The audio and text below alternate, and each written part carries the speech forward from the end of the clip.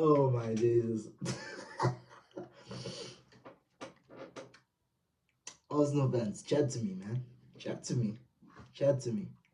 How are we feeling? How are we feeling? Arsenal. Arsenal, man. Man City 2, Arsenal 1. They've bottled it. Who would have guessed? Who would have guessed, man? Not me. I didn't think they were going to bottle it. I didn't think it was possible to bottle it, to be honest with you. When I saw 38 games left, I thought, just take it home, man. And, yo, Arsenal, there are a lot of reasons for it. There's a lot of reasons. Injuries one, Saka being out, lack of proper rotation. Oh yeah. Bad matchups, bad season timing. We're still in the competition of 4 other competitions. That's why we bottled it. Nah, but the biggest reason is this: you guys suck offensively, and showing in the last few games. Offensively, you guys can't do squat. And a lot of people, a lot of Arsenal fans have come to me or have been online saying how defense wins titles. That is true.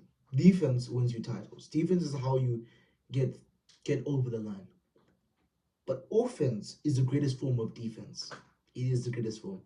It's the greatest form because having an offense that's not just scary, but is electrifying, great on transition, is an asset that I don't think Arsenal fans or any Arteta never calculated. He never calculated how great an offense, how a great, or not even great offense, just great attackers in general could be such an asset. Guys, there are many defensive teams that have gone on to do incredible things. Chelsea, when they conceded 15 goals only and conceded only lost 1 game. It was incredible because it was only done possible because of how good Chelsea were offensively. Frank Lampard, Didier Drogba, these legends, young Eden Hazard, these guys, they're more than just amazing players. They're more than just amazing players. They're more than just great players in their own right. They are guys that defenses take time to man mark. We saw Eden Hazard in against Man United get man marked. Man United 2017 weren't even that bad. They were very good. And yet Jose Mourinho felt so compelled to man mark Eden Hazard. These are just what great offenses can do. Liverpool, during the time when they were most dominant, 97 and 99 points. We didn't have the greatest defense. We never did. Sure, we had Fabinho, but our centre-back pairing was always constantly changing. Not because Van Dijk always got injured, but because his partner was either Dejan Lovren or Joe Gomez, who's always injured, and Joe Matip, who's as good as he is, made of crisps. We never have a consistent CB partner. Trent was never great defensively any part of his career, and trust me, Robertson was just high-flying and attacking best. What really helped was having a great defense, a great offense that teams were so afraid. There was times, right, where I celebrated an opposition getting a corner. You know what it means for me to for somebody to celebrate when you get a set piece goal scoring chance?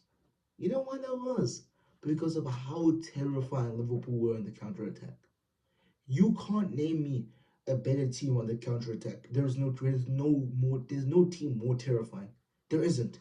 Alisson Becker clearing the ball out, always finding Salah. It was ridiculous. Virgil van Dijk's switches always found Salah's feet.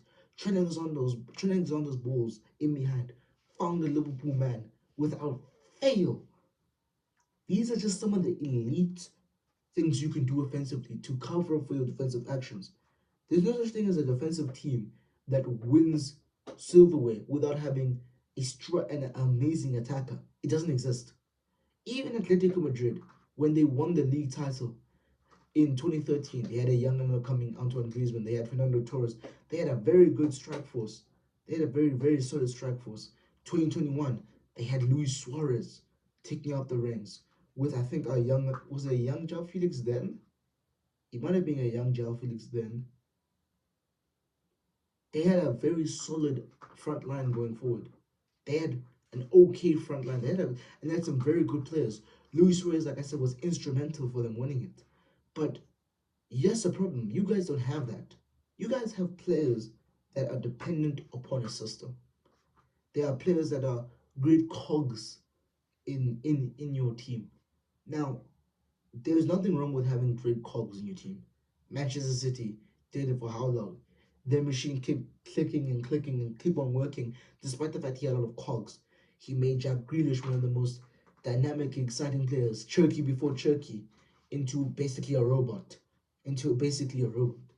Into a robot that went from fun and exciting to just flat out, eh.